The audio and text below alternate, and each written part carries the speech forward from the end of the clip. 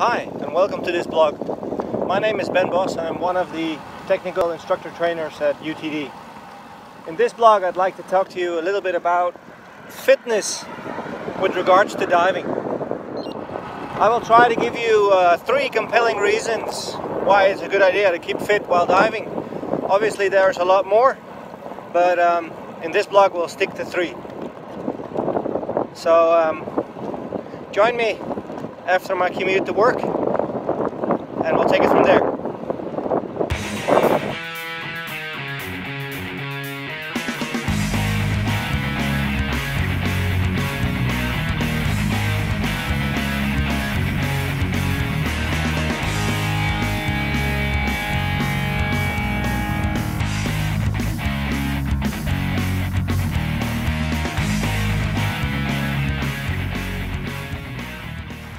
So, that was a commute. Even broke 2 personal records. Let me jump in the shower and we'll dive right into this fitness mumbo jumbo. That was nice. Quick shower and a shave, ready for today's work. So, as promised, let's talk a little bit about why it is a good idea for you to stay fit while doing diving. Well, apart from the obvious reasons that you save gas and you don't use as much gas on the water, and obviously it'll help you with carrying gear back and forth and blah blah blah. That's all obvious reasons. That is not directly related to diving. I mean, it's a good idea to stay fit no matter what you do.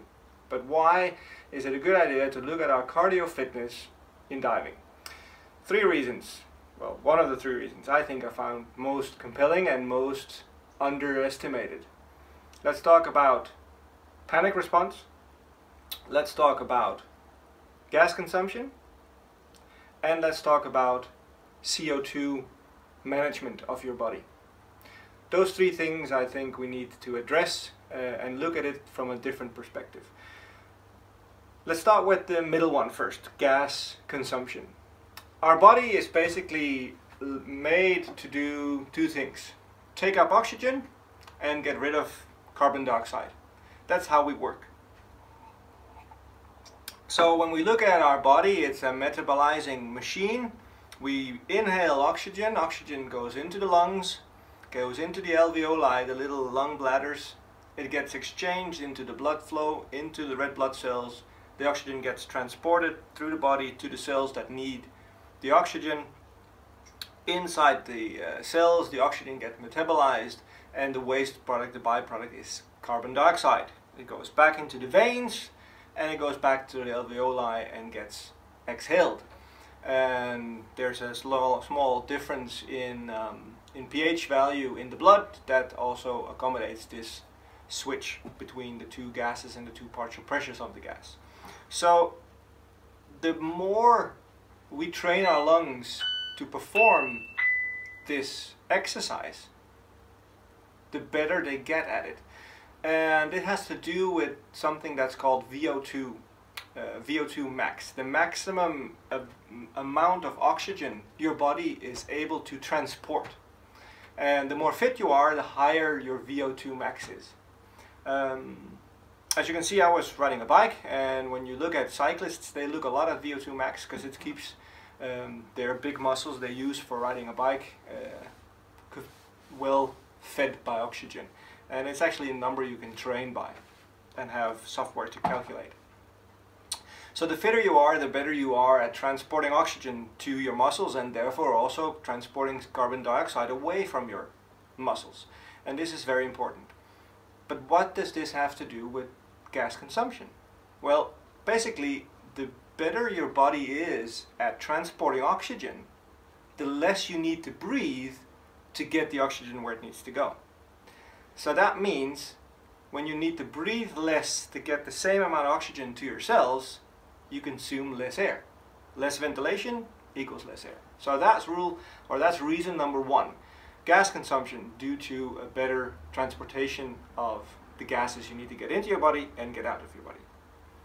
The second one is the panic response. Now, a little psychology comes into the picture here. When we get stressed, it's usually because of a mental issue. we get stressed because we're mentally under pressure.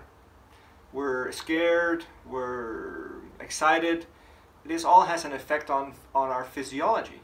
When we're scared, when we're stressed, our breathing goes up, our pulse goes up, and the smaller window you have from your pulse and your breathing going up to where your body goes effectively into flight or fight mode, the faster you go from being stressed to full panic.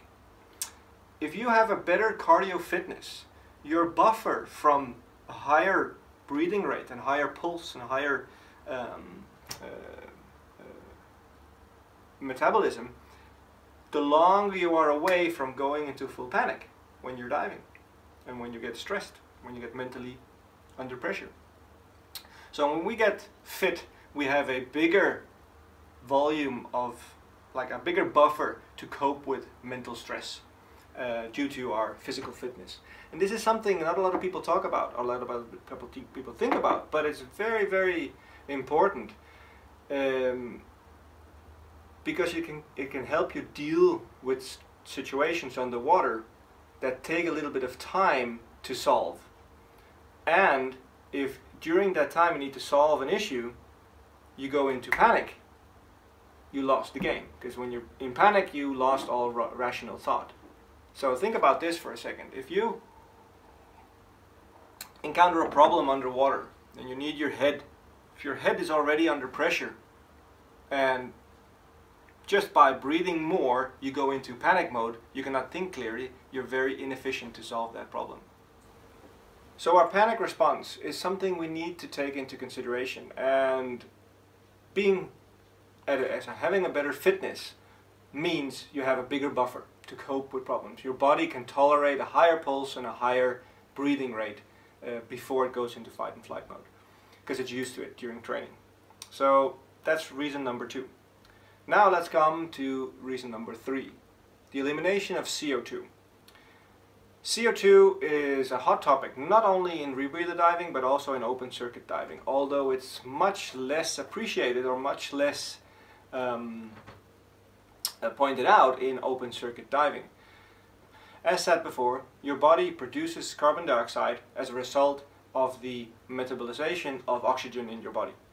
So the CO2 we produce actually sends a trigger to our brain to ventilate, to get rid of the CO2, get some fresh air inside. And when you do breath hold diving, when you hold your breath, your body actually measures the CO2, and when that hits a level, it sends a signal to the brain, hey, breathe, because your CO2 level is too high.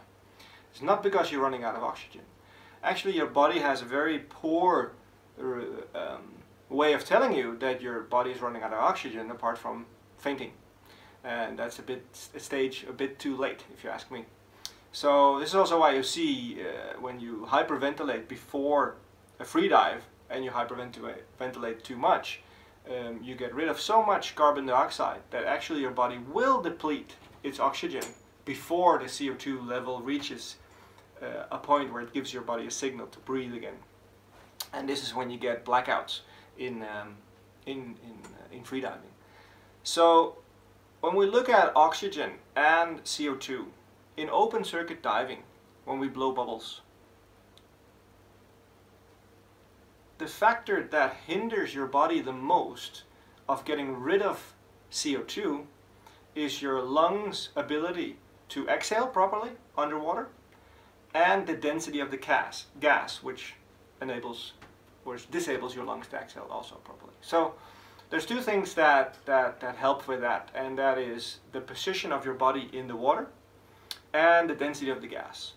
In UTD, we limit ourselves to not dive deeper with an air mixture, a mixture of nitrogen and oxygen, than 30 meters, 100 feet.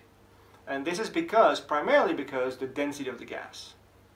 Secondarily, because of narcosis and all that other stuff, and average PO2 and blah blah blah, yes, but the density of the gas is reason number 1. Because of the denser gas, your lungs have a harder job ventilating in and out. There have been done some tests where if you were able to move, let's say 200 liters a minute at the surface at 30 meters, you can only move half that, even if you tried. So, and that's just because of density of the gas and because of your immersion in the water. Another thing is about how you're positioning yourself in the water. So where you get the gas from would relates to where the gas has to go. So if we're breathing from a regulator which supplies gas at ambient pressure, at this level, your lungs are actually 20-25 centimeters deeper. So there's a higher pressure down here if you're vertical in the water. So it's very important to stay in trim so that the regulator that's providing the gas is at the same level of your lungs. This way you decrease the lungs' static load. We can talk in length about that in another video, but it's important to stay in trim, and it will help you with the effectiveness of your lungs. Your lungs are much less compressed and much more compressed in an even way with regards to the gas you're being supplied. The same thing applies to a rebreather with regards to the counterlungs, where the counterlungs are positioned in relation to your lungs in the column of water.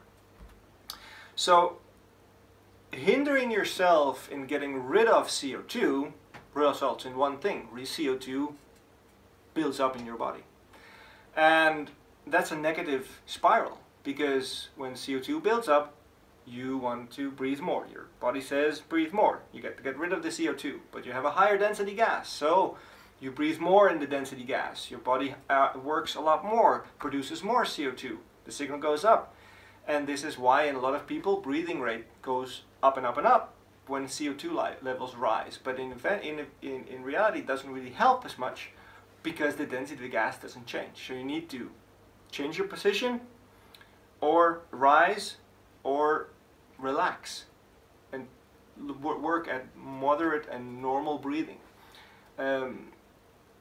It doesn't really help to force gas out of your lungs, because by forcing the gas out of your lungs, you're actually creating overpressure inside the lungs that will restrict your airways. There are some great videos online. You can do some research on that, on negative lung load, negative static lung load. But in essence, is when you have to force lungs to compress. If you have to force your diaphragm to exhale, you're hindering it also at the same time.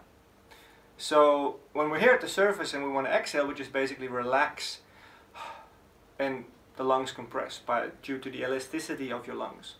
And the elasticity of your lungs help with the exhalation. If you forcefully override that elasticity and push the lungs together and squeeze the air out, you're also compressing the holes and through which the gas goes out. And this has a negative effect, because it'll increase the density and it'll decrease the flow. When your lungs are better trained, when you have a better fitness level, the elasticity of your lungs is better. When you don't smoke, the elasticity of your lungs is better. So it'll help you with getting rid of the gas without working hard to get rid of the gas in your lungs. It'll give you a little bit of higher tolerance for denser gas. So these were 3 compelling reasons why to stay fit.